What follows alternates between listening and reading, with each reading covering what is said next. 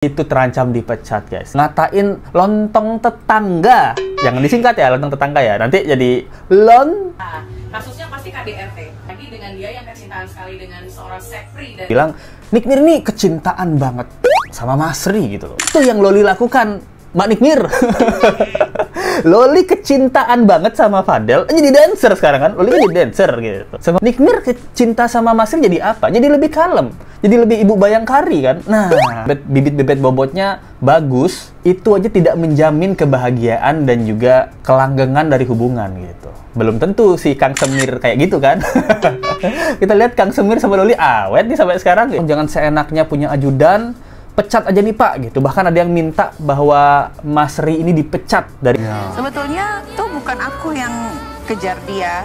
ajudan pribadi Pak Prabowo itu terancam dipecat. Gara-gara apa? Gara-gara diomongin sama Nikmir ngatain lontong tetangga. Hai, apa kabar? Kembali lagi di Let's Go. Apa kabar kalian semua? Semoga kalian baik-baik aja. Apa kabarnya sobat-sobat Let's Go? Kalian tuh nggak yang lagi panas, yang lagi hot gitu. Nah, ajudan pribadinya Pak Prabowo Subianto, calon presiden kita yang sudah menang di KPU kemarin, yang akan memimpin negara ini, itu terancam dipecat, guys. Kenapa? Gara-gara kabarnya dia ngatain lontong tetangga. Jangan disingkat ya, lontong tetangga ya. Nanti jadi lontega. Lontega ya. Jadi ngatain lontong tetangga itu ke Nikmir gitu. Yang kita tahu bahwa Nikmir ini kan bahaya juga ya. Masa sih seorang ajudan bisa ngatain lontong tetangga ke mantan pacarnya, alias ke pacarnya dulu. Nah, jadi kalau kalian yang nggak tahu gosip ini, let's go ceritain sedikit ya. Jadi Nikmir ini itu berhubungan cinta ya, punya hubungan spesial dengan salah satu ajudan dari Pak Prabowo Subianto, yaitu inisialnya RI gitu. Let's go nggak tahu namanya, tapi kita sebutnya Masri ya. Jadi Nikmir ini punya hubungan cinta dengan Masri. Nah, waktu mereka berhubungan cinta dengan Masri, Nikmir ini berubah. Nah, dari dandanannya, dari attitude-nya, dari konten-konten di sosial medianya, dia berubah menjadi lebih kalem, lebih senyum, lebih tenang gitu. Nah, ternyata kemarin di Pagi-Pagi Pasti Ambyar yang eksklusif, Nikmir menceritakan bahwa hubungannya dengan salah satu ajudan Pak Prabowo itu sudah kelar, sudah berakhir, di mana Nikmir ini nangis banget dan dia ngerasa cinta banget sama Masri ini. Dan dia bilang bahwa Masri ini melakukan kekerasan fisik dan juga mental terhadap Nikmir. Nah, benarkah seorang ajudan Prabowo bisa melakukan kekerasan tersebut terhadap Nikmir? Nah, banyak yang tidak percaya. Tapi banyak juga yang percaya, karena Nikmir itu punya bukti-bukti bahwa ajudannya ini melakukan kekerasan terhadap dirinya. Itu tugas kita sebagai apa? Sebagai netizen untuk menetapkan siapa yang berbohong di gosip kali ini. Loh. Halo Let's Go, dapat kabarnya ini ditulis di Nikita di status Instagramnya ya. Seseorang yang pernah aku cintai menjadi sumber kekerasan mental dan fisik di dalam hidupku gitu. Sekian lama aku diam menanggung beban atas tindakannya, takut akan penghakiman, ketidakpercayaan orang, tapi tidak lagi. Diamku berakhir, menggantinya dengan tekad berkata kebenaran. Berarti dia mengatakan ini adalah kebenaran. Dia bilang bagi mereka yang mungkin meragukan atau mempertanyakan kisah saya punya bukti yang berbicara lebih keras daripada kata-kata yang bisa saya ucapkan. Nah, itu katanya guys. Namun tidak banyak yang tidak percaya dengan Nikmir karena omongannya ya, loh, siapa yang bisa percaya dengan Nikmir ya?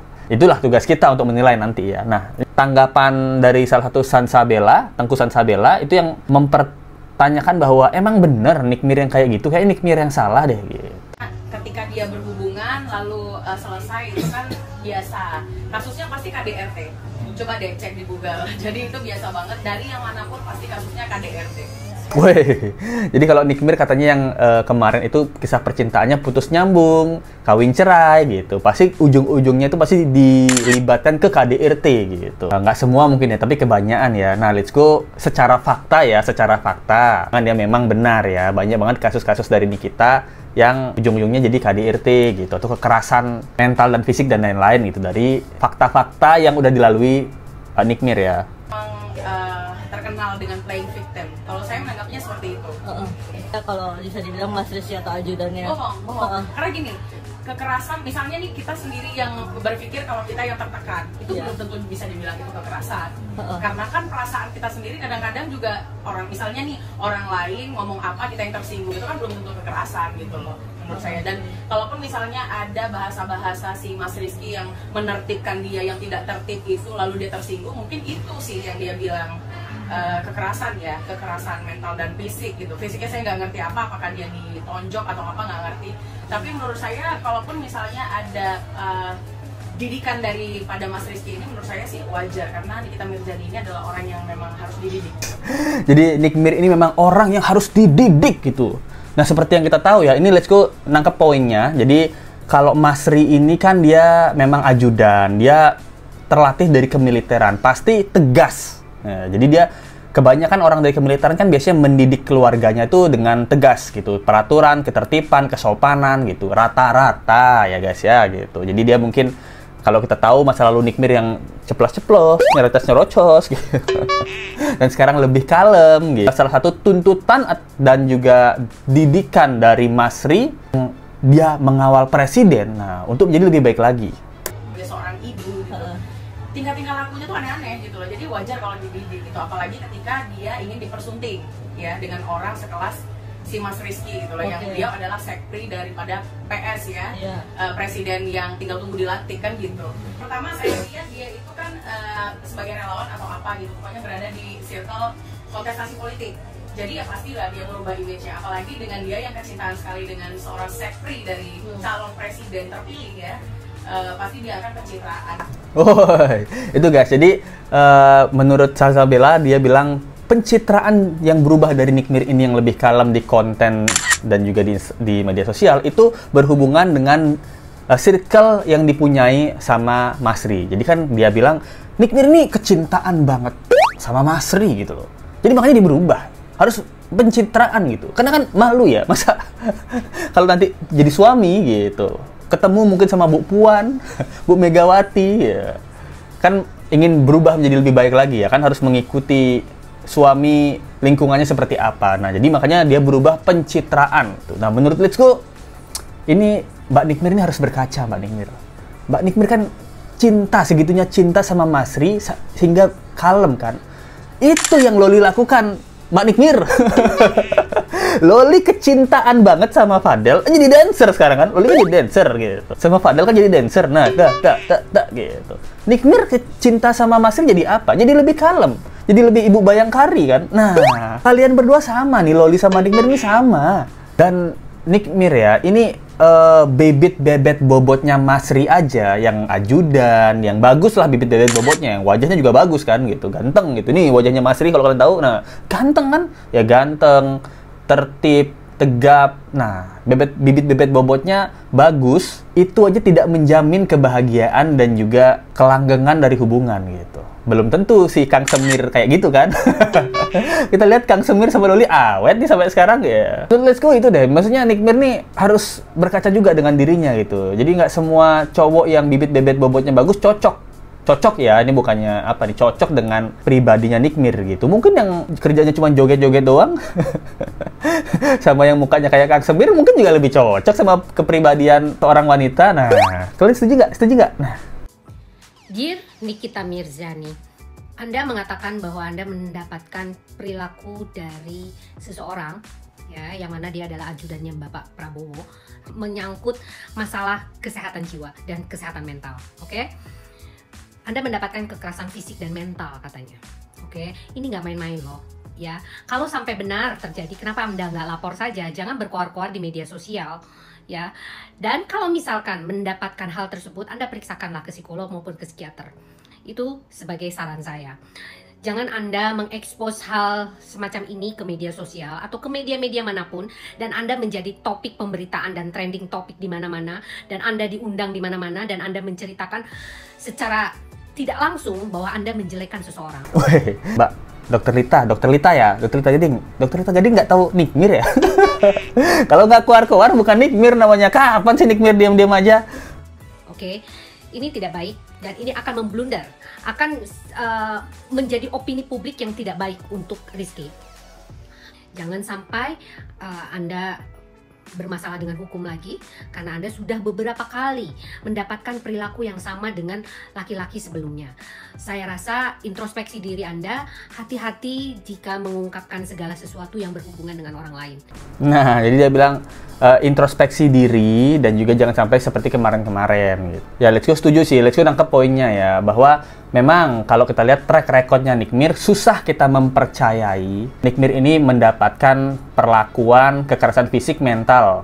Itu susah untuk kita percayai ya, walaupun belum tentu dia bohong gitu kan. Siapa tahu memang benar dia dapat kekerasan fisik dan mental, karena dia bilang dia punya bukti. Tapi kalau dari track record, itu kita agak susah mempercayainya gitu. Seperti domba dan serigala ya gitu. Tahu kan ketika ada serigala terus ada petani main-main terus dia bilang ada serigala, terus warga ngumpul, ternyata petaninya cuma bercanda, nggak ada, aku cuma ngeprank, hahaha. 2 kali dia bilang ada serigala, ternyata petani ngumpul lagi, nggak ada, aku cuma ngeprank. Yang ketiga kali ada serigala beneran. Nah, warga tidak mau ngumpul karena sudah tidak percaya dengan omongan petani tadi. Nah, itu cerita dari masa kecil yang harus kita ingat gitu. Nah, tapi guys, kita juga punya pendukung nih, bukti-bukti pendukung dari Nick Mir nih. Nah, salah satunya dari Yolo Ine. Guys, gue merinding banget tahu fakta soal Masri ya.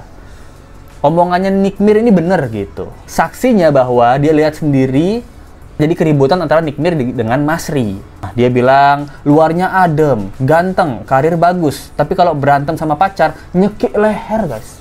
Dari yang Mbak Pramugari tahun 2017 pun juga gitu Mbak A gitu. Itu juga dikasarin, trauma banget punya cowok yang kayak gitu. Dia bilang ke Nick Mir, I trust you kak, emang Ri ini agak lain gitu. Pernah ketemu pas sebelum terlihat di media mereka jalan. Jadi Mbak Nick Mir ini di eskalator udah nunjuk-nunjuk ke counter baju anak. Mungkin mau lihat-lihat itu. Saya mau lihat itu, counter anak gitu. Terus pas turun eskalator langsung ditarik biar nggak lihat, biar langsung turun dari lantai itu gitu. Kan mungkin Masri tahu ya gitu. Kenapa kamu mau ngambil lihat baju anak? Kamu kan udah mengusir anak kamu. Gak usah lihat gitu. Online aja online gitu. Bisa jadi ya gitu. Online aja lah gitu. Kamu gimana sih nih? Bisa jadi gitu. Bahkan ada di komentar ya, dia bilang bahwa Mir juga pernah kena pukul gitu. Saksinya si Ri sendiri, yang namanya si kakaknya Ri sendiri gitu katanya saksinya itu ya. Kata temanku kasihan banget si Nick Mir. Ini dilonte-lontein guys sama Siri di depan orang, di lontong tetangga lontong tetangga kamu gitu. Bahkan ada yang bilang nge-tag Pak Prabowo ya gitu, tolong jangan seenaknya punya ajudan, pecat aja nih Pak gitu. Bahkan ada yang minta bahwa Mas Ri ini dipecat dari ajudannya Pak Prabowo gitu. Menurut kalian siapa yang benar dan siapa yang salah guys? Ini kalau pandangan pribadi Let's Go ya, susah untuk mempercayai Nick Mir. Kenapa? Karena banyak gagalnya ya. Kalau dia berteman, dia banyak gagalnya. Banyak gagal berteman gitu. Kalau nikah juga bukan banyak ya, sering kali gagal. Nikah juga sering kali gagal gitu. Kalau punya anak, sama anaknya juga berantem gitu. Kalau punya pacar, gonta-ganti dan juga ujung-ujungnya berantem gitu. Ada orang pribadi seperti Nick Mir yang kehidupannya tidak semulus kehidupan orang biasa, tapi keuangannya mulus ya. Ya Nick Mir memang kehidupannya percintaan, keluarga itu jarang mulus, tapi duitnya mulus terus ya. Ya kadang beda sama kita, rezeki kan beda-beda ya. Kalau kita kan duitnya nggak ada yang mulus, muka juga kagak mulus, tapi mungkin kesehatan, hubungan dengan keluarga, hubungan dengan teman itu berjalan baik. Nah, itu aja bisa saya sampaikan tentang gosip-gosip kali ini gitu. Menurut kalian gimana tentang kasus kali ini? Coba komen pendapat kalian ya. Kalau mau donasi teman-teman seperti biasa, link donasi Saweria ada di bawah, mulai dari Rp2.000 aja atau lewat super thanks dari komen YouTube sebelah kanan. Kita ketemu lagi di video berikutnya, sampai jumpa lagi ya. Bye.